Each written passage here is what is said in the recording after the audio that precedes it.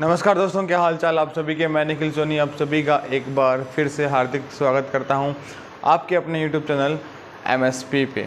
तो दोस्तों, हम अभी तक बात की थी कि हमने प्रेजेंट इंडेफिनिट स्टार्ट किया। उस प्रेजेंट इंडेफिनिट में हमने किया टू मेंशन हैबिट और रूटीन एक्शन। शायद आपने प्रीवियस पार्ट देखा होगा, नहीं देखा तो आई बटन पे वीडियो मिल जाएगी और नीचे डिस्क्रिप्शन में लिंक भी आपको मिल जाएगी। आज हम बात करने वाले हैं टू मेंशन यूनिवर्सल ट्रुथ। शायद आपको पता होगा, शायद आपने बचपन में सुना होगा यूनिवर्सल ट्रुथ क्या होते हैं, सुना होगा। अच्छा, बचपन ही चल रहा है क्या, कोई बात ना, अभी मैं बता दूंगा, नहीं सुना तो। पर अगर जिसको पता है वो कमेंट करना। ओ वेरी गुड, मेरे पास एक कमेंट आया है जो क्या हो सार्वभौमिक सत्य, क्या हो सार्वभौमिक सत्य, वेरी गुड। अच्छा, एक और कमेंट आया है, लिखा है जो हर जगह सही हो। तो भैया आप किस किस से पूछते फिरोगे कि ये सही है या गलत, कोई क्राइटेरिया होना चाहिए ना यूनिवर्सल ट्रुथ का। तो आज हम उसको तसल्ली से समझने वाले हैं कि आखिर यूनिवर्सल ट्रुथ क्या होते हैं और आज तक हमने कैसे पढ़े और अब हम कैसे पढ़ने वाले हैं। कहानी को बड़े अच्छे से समझेंगे। देखियो, पहले मैंने लिखा है पॉइंट नंबर 2 है, उसी प्रेजेंट इंडेफिनिट का पार्ट है टू मेंशन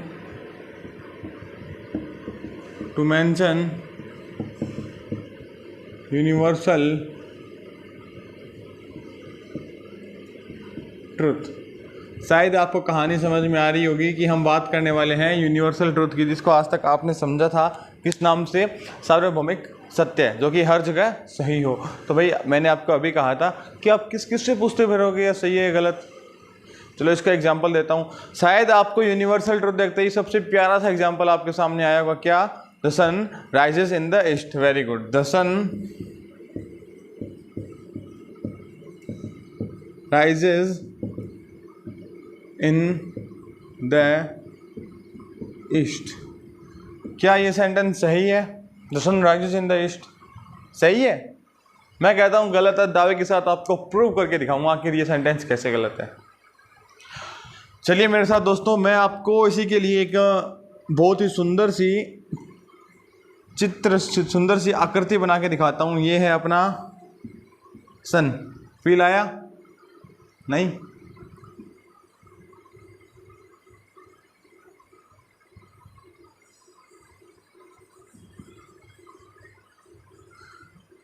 अच्छा, अभी फील आया?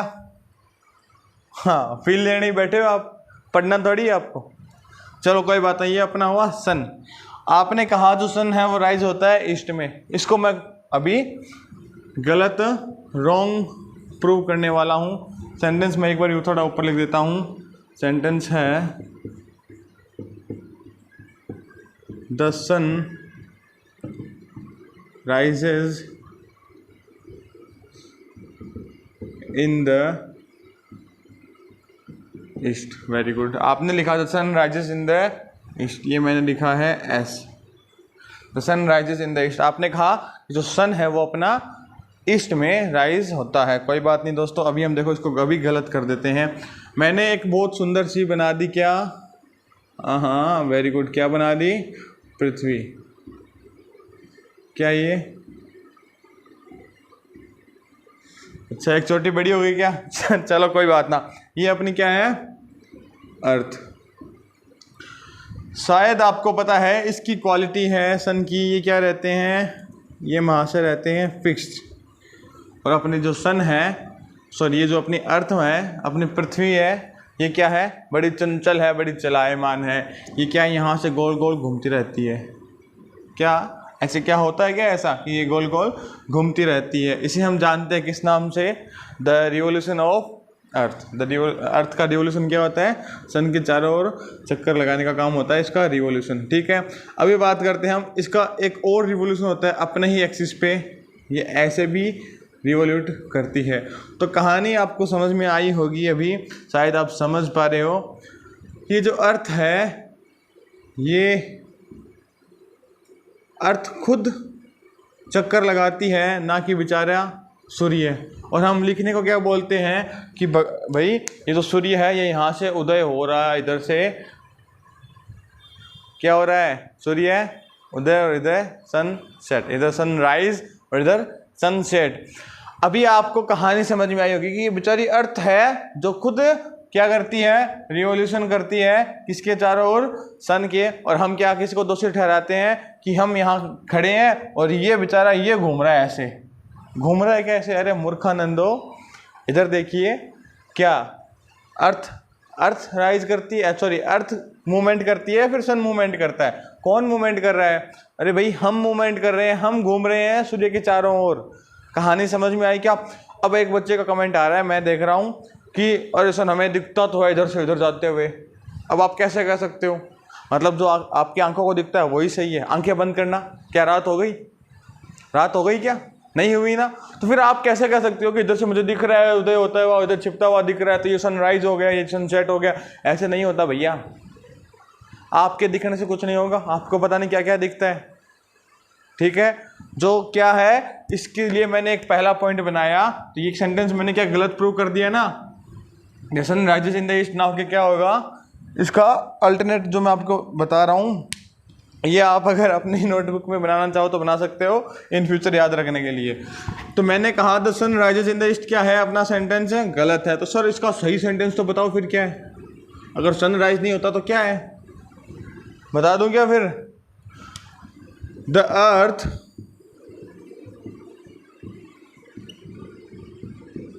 revolves around,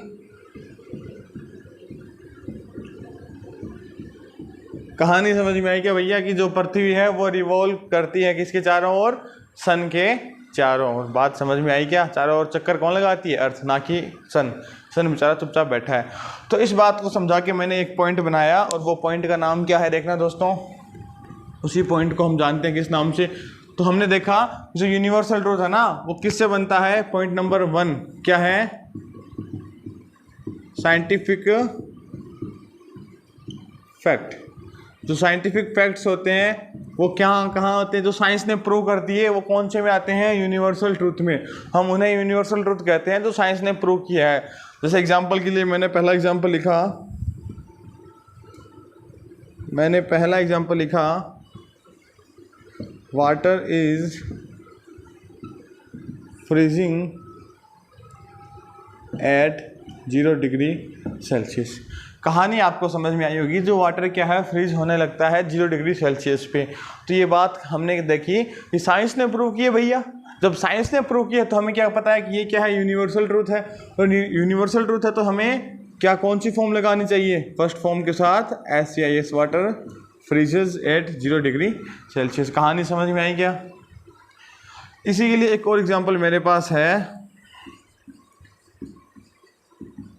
hot air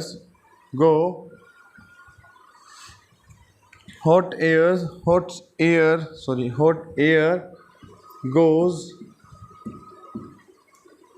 upwards. मैंने लिखा जो हॉट एयर है वो क्या है? Goes upward. सॉरी, इस सेंटेंस को एक बार मैं रफ कर देता हूँ। मैंने इसके पहले लिखनी है बात, द अर्थ इज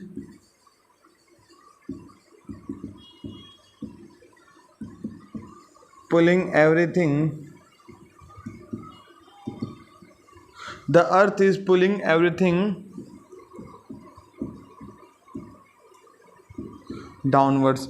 एक देखना एग्जांपल मैंने लिखा, जो अर्थ है वो क्या है?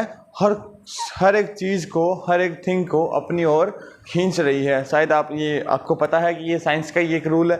कौन सा? ग्रेविटेशन का ना। वेरी गुड दोस्तों, आपको साइंस भी आती है, बहुत अच्छी बात है। कि जो अर्थ क्या है, सब कुछ अपनी ओर खींचती है। तो क्या हमने देखा, साइंस ने प्रूव किया है, तो हम क्या करेंगे? इस पुलिंग को हटा के क्या कर देंगे? पुल्स। मैंने कहा द अर्थ इज पुलिंग ना होके क्या हो जाएगा? The earth pulls everything downwards.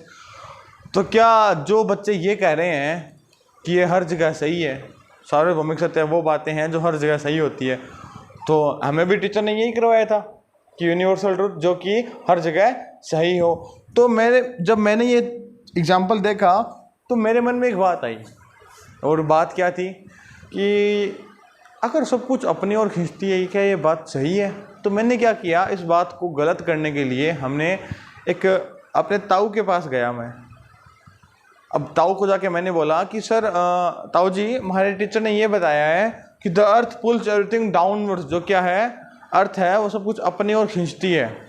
तो ताऊ बोला के बात करे, मान तो कौन बताया कोई। फिर उसने कहा या तो कौन उसके।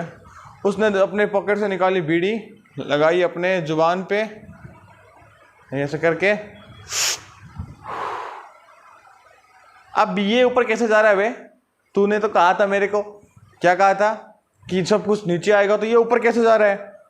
तो भाई मैंने भी ये बात जाके पूछी, सर हमारे टीचर ने तो ये कह दिया, हाँ सॉरी हमारे ताऊ ने तो ये बता दिया कि ये धुआं ऊपर कैसे जा रहा है।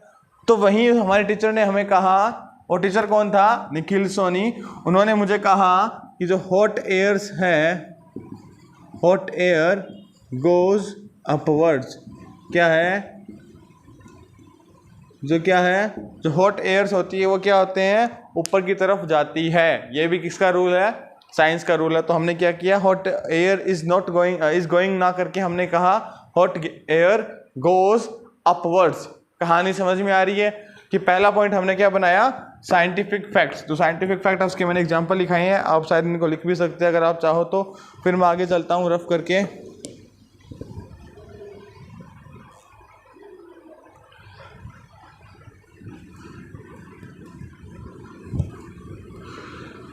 शायद आपको बातें समझ में आ रही होगी कि आखिर यूनिवर्सल ट्रुथ बनते कैसे हैं। तो दूसरी बात मेरे सामने आई है, point number B, mathematical fact. दोस्तों साइंटिफिक फैक्ट में वो सारी साइंस के ब्रांचेस भी आएंगे, जैसे बायोलॉजी, फिजिक्स, केमिस्ट्री, ये सारी बातें, इनके फैक्ट भी साइंटिफिक फैक्ट में ही आते हैं। ठीक है, अब बात आती है मैथमेटिकल फैक्ट्स की। आखिर ये कैसे होते हैं? एग्जांपल देखना, two parallel lines never intersect each. शायद आपको बात समझ में आ रही है कि ये जो थ्योरम है ये किसने दी है? मैथ ने दी है। और जो थ्योरम जो मैथ ने दी है वो सारी थ्योरम्स कहाँ आएंगी? प्रेजेंट इंडेफिनेट में। और वो होती क्या है? Universal truth. जो मैथ ने कह दिया वो क्या है? Universal truth. जो मैथ के फैक्ट हैं, जो मैथमेटिकल थ्योरम्स है, वो सारे क्या आएंगे? यूनिवर्सल ट्रुथ में। और आखिर यूनिवर्सल ट्रुथ कौन से टेंस में आता है? वेरी गुड, प्रेजेंट इंडेफिनेट में। एग्जाम्पल समझ में आया मैथमेटिकल फैक्ट्स का? इसके बाद बहुत अच्छी बात आती है सामने देखने को, फिलोसॉफिकल। मैंने लिखा फिलोसॉफिकल फैक्ट। क्या लिखा मैंने? Philosophical fact. अब इस फिलोसॉफिकल फैक्ट को समझने के लिए, मैं इस वर्ड को समझाने के लिए मैंने इसको ब्रेक किया, फिलोसफी। ये क्या है? फिलोसफी। ठीक है, अब इस फिलोसफी को भी आप नहीं समझ पाए होंगे, इसको फिर से मैं समझाऊंगा और अच्छे से रूट लेवल पे समझेंगे। मैंने दोनों को अलग अलग किया। पहला मेरे पास आया फिलो, दूसरा आया सोफी। ठीक है, फिलो का मतलब होता है लव। सभी के चेहरे पे एक है ना मुस्कुराहट आ गई है लव के लव नाम सुनते ही, भाई सभी के सभी दिल जले हैं। सोफी का मतलब मैंने बताया विजडम, ज्ञान से भरा पड़ा। विजडम मतलब ज्ञानी। ठीक है, फिलो का मतलब मैंने बताया लव, और सोफी का मतलब मैंने बताया विजडम। अब आपने वो सुना होगा, प्यार ही जिंदगी है, प्यार ही जिंदगी है। प्यार क्या है? जिंदगी। प्यार नहीं तो जिंदगी नहीं, है ना? Very good. लव का मतलब क्या हुआ? लव को मैंने रिलेट किया किससे? लाइफ से। किससे? लाइफ से। और ये जो लाइफ है, इस लाइफ का जो ज्ञान हमें मिलने वाला है, ये जो लाइफ मैंने किया, क्या है? फिलो मतलब लव, और लव ही क्या है? लाइफ। और लाइफ का जो ज्ञान हमें मिलने वाला है वो क्या होगा? Philosophical fact. इसके एग्जाम्पल कैसे मिलने वाले हैं दोस्तों, आपको बात समझ में आएगी। देखना, मैंने एग्जाम्पल लिखा इसका, डेथ कम्स टू ऑल। मैंने लिखा मौत सभी को आनी है, और ये क्या है? फिलोसॉफिकल फैक्ट है। और जो किस में आएंगे? यूनिवर्सल ट्रुथ में। आज तक आपने पढ़ा होगा कि मौत तो सभी को आती है, सर यूनिवर्सल फैक्ट है, यूनिवर्सल ट्रुथ है ना? तो कभी जानने की कोशिश की यूनिवर्सल ट्रुथ में भी कौन सा फैक्ट है? कौन सा फैक्ट बताया मैंने आपको? Philosophical fact. और आगे हम एक और पॉइंट पढ़ने वाले हैं, वो बहुत ही शानदार बात अपने सामने आने वाली है। मैं एक बार इनको रफ करके चलूँगा, आप ये एग्जाम्पल भी लिख लेना। इन फ्यूचर काम आएगा, क्योंकि आपको भी पता है मौत सभी को आनी है। याद रखना ये बात, मौत है सभी को आनी है।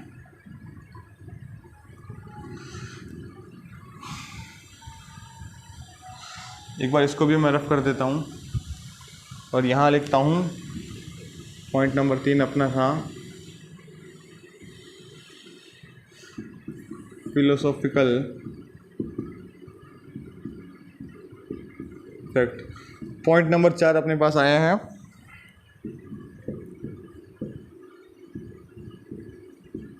Psychological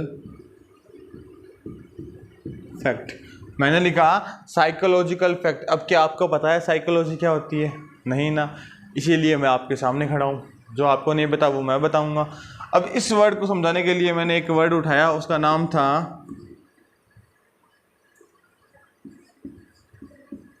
psychology. क्या लिखा मैंने? साइकोलॉजी। ठीक है, इस साइकोलॉजी को समझने के लिए मैं इसको फिर से 2 पार्ट्स में ब्रेक करूंगा और उनके रूट लेवल पे हम समझने के लिए मैंने इसको ब्रेक किया। एक अपने पास आया साइक, एक आया ओलॉजी। अब साइक का आपको पता ही है कि साइक होता क्या है। साइक होता है बिहेवियर। साइक क्या होता है? बिहेवियर। और बिहेवियर को आप जानते ही हो क्या? कौन सा बिहेवियर? अरे भाई किसका बिहेवियर? ह्यूमंस का बिहेवियर। किसका बिहेवियर? ह्यूमंस का बिहेवियर। और इधर सर ओलॉजी क्या होता है? ओलॉजी होता है स्टडी ऑफ, कि जिस सब्जेक्ट की हम स्टडी करते हैं उसके आगे हम कभी कभी क्या लगा देते हैं? ओलॉजी। जैसे कि बायोलॉजी, जियोलॉजी, जूलॉजी। बात समझ में आ रही है आपको? ओलॉजी क्या होता है? Study of. अगर हम किसी एक सब्जेक्ट पे सब स्टडी कर रहे हैं तो उसके लिए हम उसके सामने ओलॉजी लगाते हैं। जैसे कि अब हम क्या करने वाले हैं? ह्यूमन बिहेवियर पे स्टडी करने वाले हैं। किस पे? ह्यूमन बिहेवियर पे स्टडी करने वाले हैं। और जब ह्यूमन बिहेवियर पर स्टडी करेंगे तो हमें कुछ एक फैक्ट पता लगने वाले हैं। जैसे कि मैंने आपको एग्जांपल दिए। कौन से example? Love changes a person. क्या लिखा मैंने? Love changes a person. क्या है कि प्यार है वो इंसान को बदल देता है। तो ये क्या है? एक इंसान की फितरत है, एक इंसान का ह्यूमन नेचर है कि उसे प्यार से हम बदल सकते हैं और उनको झगड़ के ऐसा कुछ भी पॉसिबल नहीं होने वाला है। उनके साथ हम उसको डांट फटकार के हम उसको नहीं समझा सकते। बस एक प्यार ही एक ऐसा तरीका है जिससे हम इंसान को समझा सकते हैं और उसको हम सुधार सकते हैं। तो ये सेंटेंस देख के पता नहीं आप लोग कहाँ चले जाते हो कि लव चेंजेस ए पर्सन, कि प्यार में लोग बदल जाते हैं। अरे भाई मेरा कहने का मतलब है कि प्यार से आप किसी को समझा सकते हो, किसी को बदल सकते हो, किसी को डांट फटकार के ये सब कुछ पॉसिबल नहीं है। तो दोस्तों आज हमने क्या पढ़ा, हम तसल्ली से एक बार फिर रिवीजन कर लेते हैं। To mention universal truth. Universal truth को समझाने के लिए मैंने आपको कुछ पॉइंट्स भी बताए कि आखिर यूनिवर्सल ट्रुथ कैसे होते हैं, क्या होते हैं, किन किन फैक्ट से बनते हैं। यूनिवर्सल ट्रुथ आपने पढ़ लिया सार्वभौमिक सत्य जो हर जगह सही हो। तो भाई हर जगह सही आप किसी से पूछोगे नहीं, आपको पता लग जाएगा कि साइंटिफिक फैक्ट है, मैथमेटिकल फैक्ट है, साइकोलॉजिकल फिलोसॉफिकल फैक्ट है। ये अलग अलग फैक्ट को मैंने कैटेगराइज किया और हमें पता लग गया कि ये सब क्या है, यूनिवर्सल ट्रुथ के एक पार्ट है। तो हम आज की वीडियो में हम इतना ही पढ़ने वाले हैं। कल हम एक और पॉइंट उठाएंगे, कौन से टेंस का? प्रेजेंट इंडेफिनिट का। ठीक है, मैं कोशिश कर रहा हूँ कि छोटे छोटे वीडियोस में मैं सारा कुछ आपको बता दूँ बिना टाइम वेस्ट किए हुए। तो अगर आपको वीडियोस अच्छी लग रही है कृपया करके अपने दोस्तों के साथ शेयर कीजिए, अपने क्लासमेट्स को भी ये वीडियोस की लिंक शेयर करो ताकि वो भी अच्छे से इनको समझ पाए कि आखिर यूनिवर्सल ट्रुथ क्या होते हैं। और उनके ये जो आपके एक अलग धारणा बनी हुई है यूनिवर्सल ट्रुथ को लेके कि जब भी आपके सामने ये बात आती है यूनिवर्सल ट्रुथ क्या होते हैं, आप कहते हो सार्वभौमिक सत्य। वही सार्वभौमिक सत्य को आप साइड में रखो, इंग्लिश की बातें इंग्लिश में करते हैं कि यूनिवर्सल ट्रुथ क्या होते हैं। Scientific fact, mathematical fact, philosophical fact, psychological fact. इन सभी के मैंने आपको एग्जाम्पल समझाए और इनके मीनिंग भी समझाए। तो यहाँ तक वीडियो देखने के लिए आपका बहुत बहुत धन्यवाद। मिलते हैं अगली वीडियो में। मैं निखिल सोनी।